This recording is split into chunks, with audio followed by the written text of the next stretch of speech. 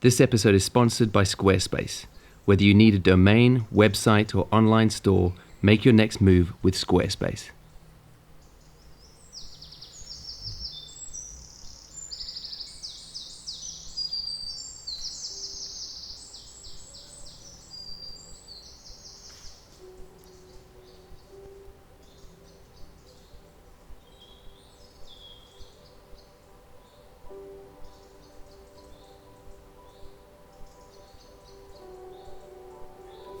I think there's this assumption that to take the best images we possibly can, we have to go somewhere far away. We have to find some out-of-the-way little alley in a city we've never been to, or we have to travel and hike to the top of a very tall mountain. But I actually think that the best photographs we can possibly take are probably just around the corner. I have a friend named Simon who's a talented woodland photographer, and I think he's living proof of this because he says of his own images that the best shots he's ever taken are all within 20 minutes of his house. So seeing as I've now moved up and settled in Yorkshire, and Simon lives just the other side of the moors from me, or moors as he keeps correcting me, and things are opening up so I can get back to making these documentaries with other photographers that I've so enjoyed, it seemed too good an opportunity to pass up to sit down with Simon and hear about his process. So I'm going to shut up now and let you hear from my friend Simon Baxter about the benefits of photographing locally.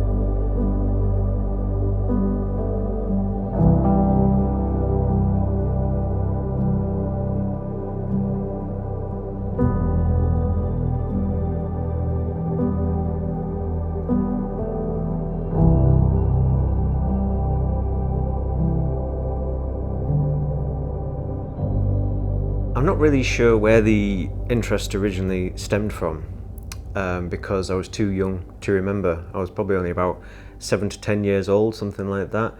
And I was on holiday in Cornwall in the summertime, so it had been round about near my birthday. And I must have asked for a camera, and I popped into a local Argos store and picked up this gold-coloured plastic Helena camera, which, you know, probably only cost about £20–25, something like that.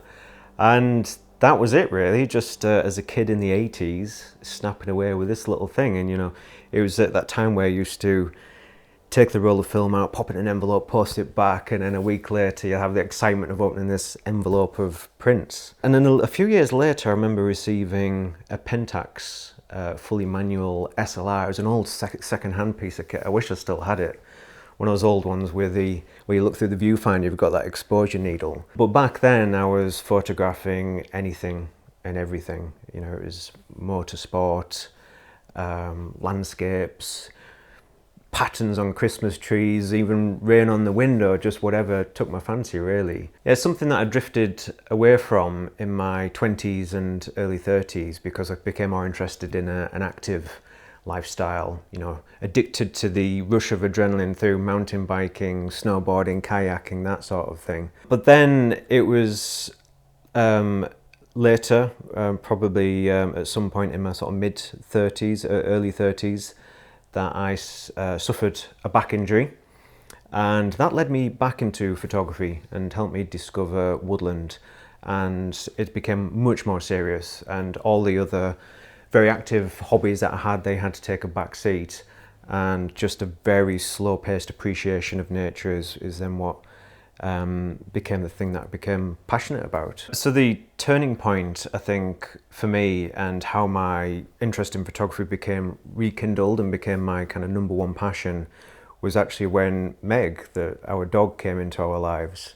And it was just perfect timing. I was in such a dark place, to be honest, really struggling with the chronic pain issues, not really knowing what direction to take or what I was going to do even about my career and livelihood. And then Meg just gave me a reason to smile every day which was fantastic. And the thing with dogs is that when you have a puppy like that, they have to be kind of eased into the world. You know, you can't just take them out and walk around the countryside for 2 hours. They need to develop as well.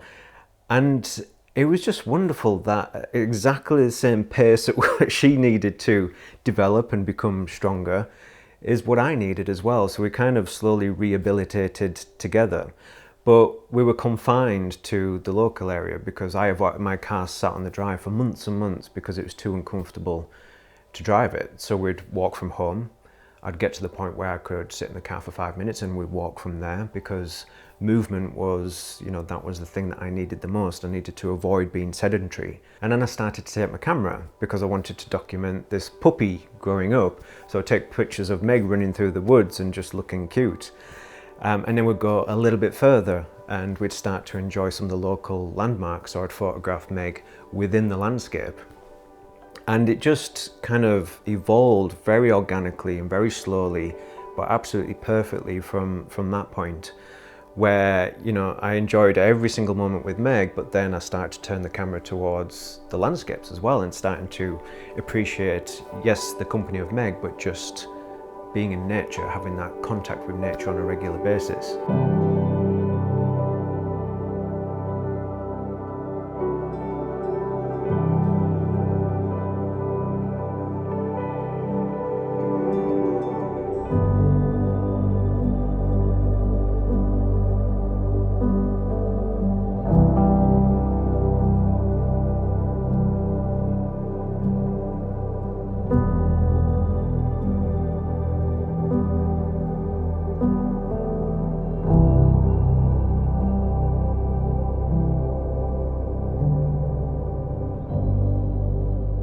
Shooting local, do you know, I think it was always inevitable, because I look back to the past and how I approached hobbies, and even going back to, you know, many years ago when I used to be a freshwater angler, the way that I would approach it is to find the most secluded, quiet and difficult to fish lake with the most difficult to catch fish.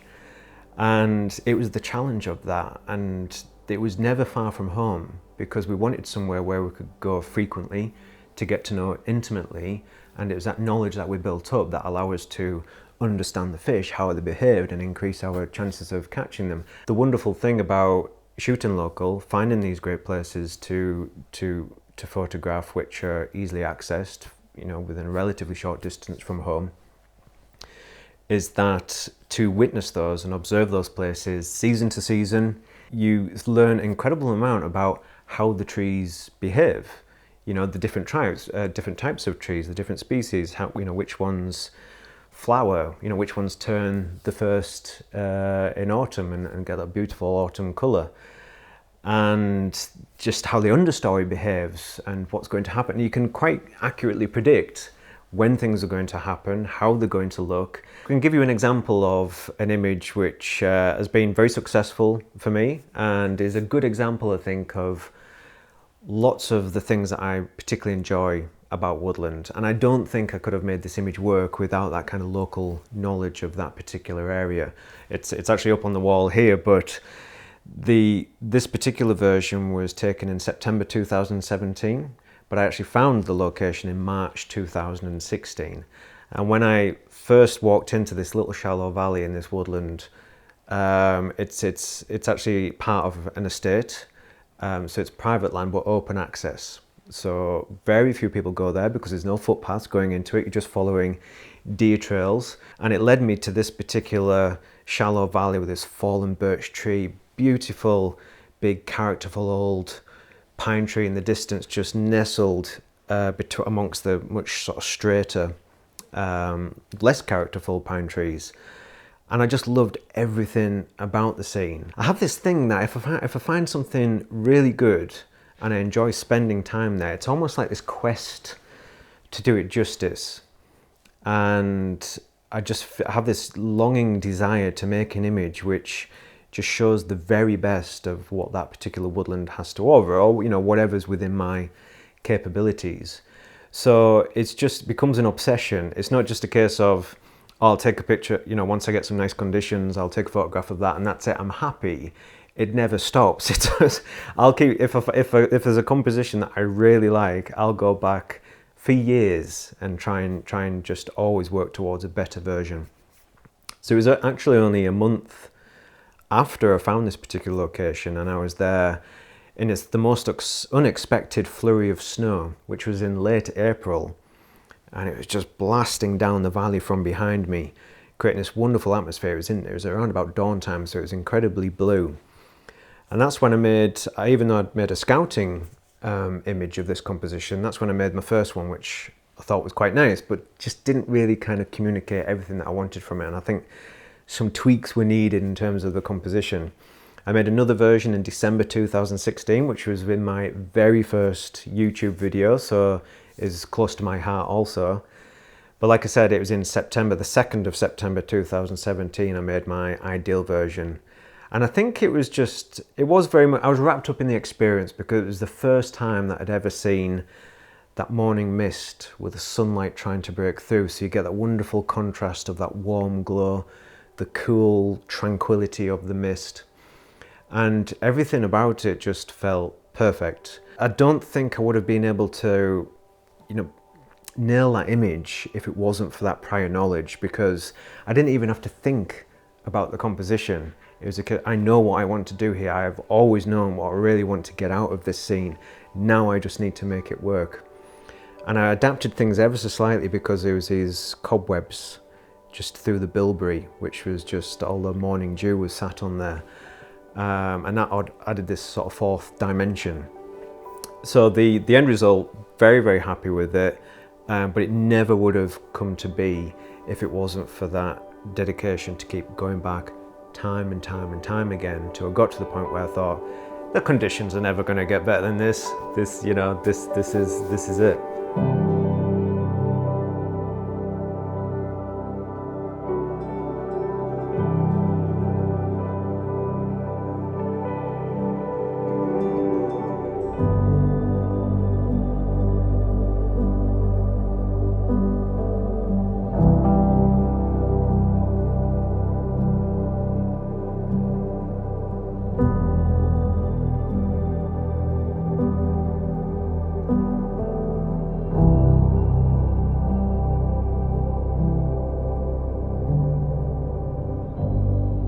I became very precious and quite protective about these places because they were helping me in a profoundly positive way. So I didn't want to kind of throw that away by telling people where I was photographing, because as I started to build up an online profile, to do videos on YouTube, etc., people started to ask, where is this? And I said, I'm sorry, I can't tell you. You could potentially have an impact upon the environment, upon woodlands, if you started to broadcast where these particular places are. We need to avoid creating footpaths. We need to avoid, we can see the devastating effect on some places which receive a huge amount of footfall. And to put this into perspective, if I go to a particular woodland on a number of occasions in one given week, I can start to see my impact. I can start to see me alone starting to form trails through the understory. So if you can imagine dozens of people day in, day out, and the damage that would create, then I just think what originally made these places special would be lost. So what I tend to do is then step back, give it time to recover. It recovers very, very quickly if it's not getting any footfall whatsoever. And then I kind of feel as if, I want to feel as if I'm leaving no trace. Yes, through my YouTube channel, I'm broadcasting these places, I'm celebrating their beauty, but that doesn't mean that I have to post coordinates of where I took a particular picture, because I feel I have a huge amount of respect for these places and love for these places, deep-rooted emotional connection with these places, which you can't help but have when they've had such a positive impact upon your own health. So I would hate to be the person responsible for these being affected in such a detrimental way. I remember saying on a video some years ago that I don't live in Tree Mecca. People don't come to the North York Moors for the woodland. And I still don't think that they do. mainly because there's just you know, a lack of understanding of what's actually there. So did I think in a million years I'd find what I've been able to find nearby? Absolutely not. I baffle myself, you know, even years later, I stumbled upon something, think, wow, you know, how have I not found this in these past several years?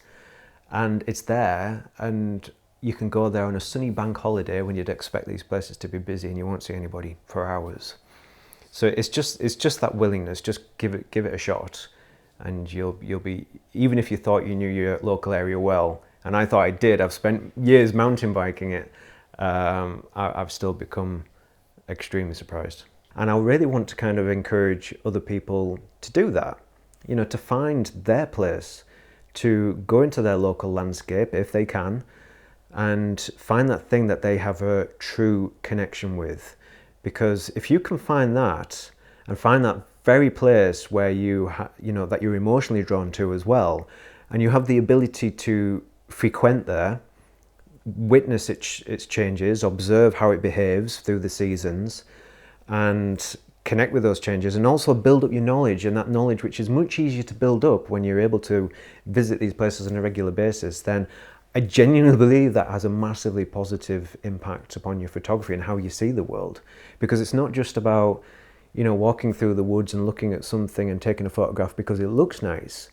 It's built up of lots of different pieces of knowledge of the subject matter, but you take a very nuanced view as well. So it becomes, you know, being able to look at something in the woodland and say, actually, I know that if I come back 6 weeks from now, the colour of that will change. And that small change there is going to make a big difference to whether this composition is successful or not. That attention to detail, that nuanced view, that connection, and that long-term view and long-term goal, that's what's made a big difference to me. It's nothing to do with location. It's nothing to do with famous landmarks. It's nothing to do with that whatsoever. It's just finding your little piece in nature and those scenes that you connect with, and those are what you make pictures of. I mean, I've found things that I can walk to from home, which are beautiful hidden little gems. And I know people who live in this town, have been here for 50, 60 years, never knew they existed. And, you know, I show them pictures and it baffles them. So I think it just shows, even if you think there's nothing close by, you'll be surprised as what you'll uncover if you're just prepared to invest that time, which can be months and months of exploring. And sometimes you find nothing, and other times you find the next best thing that you want to invest years of your life to as a photographer.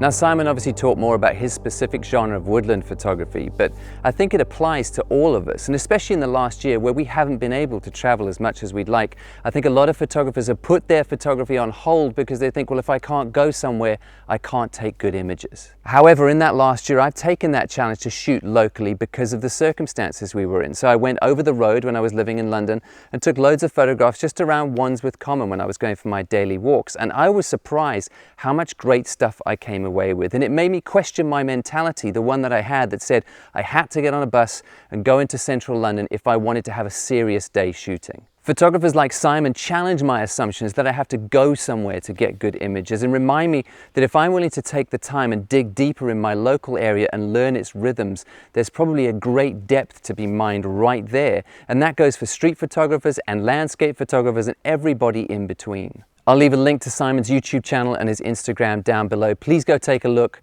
and follow along and subscribe, because I think we can learn so much from photographers like Simon who have a laser focus on one subject. Much like the film I did with Rachel Talabart, and she just focuses on seascapes and digs deep, Simon just focuses on his love of woodland. And I think when we view a photographer's work like that and the immense amount of time and effort and detail that they notice, it shows the rest of us how deep our work can go if we invest time. And now I'm going to leave you with a selection of Simon's images that he's captured in his local area. But before I do that, I want to say a quick thank you to Squarespace for sponsoring this video. If you need a new website or a domain, they're a fantastic option. I've used them myself as my website of choice for almost the last decade. Personally, I need a website to do two very simple things. I need it to look super clean and minimal, so it's my work that draws the attention, not the design. And I need everything just to function easily, because I'm no web genius. And thankfully, Squarespace have a beautiful selection of minimally designed templates that really make your work look good. And if you get stuck at any point, which you won't because it's all just click and drag stuff, but if you do, they have an award-winning customer service team that are ready to help you. Start your free trial today at squarespace.com and go to squarespace.com/Sean Tucker to get 10% off your first purchase.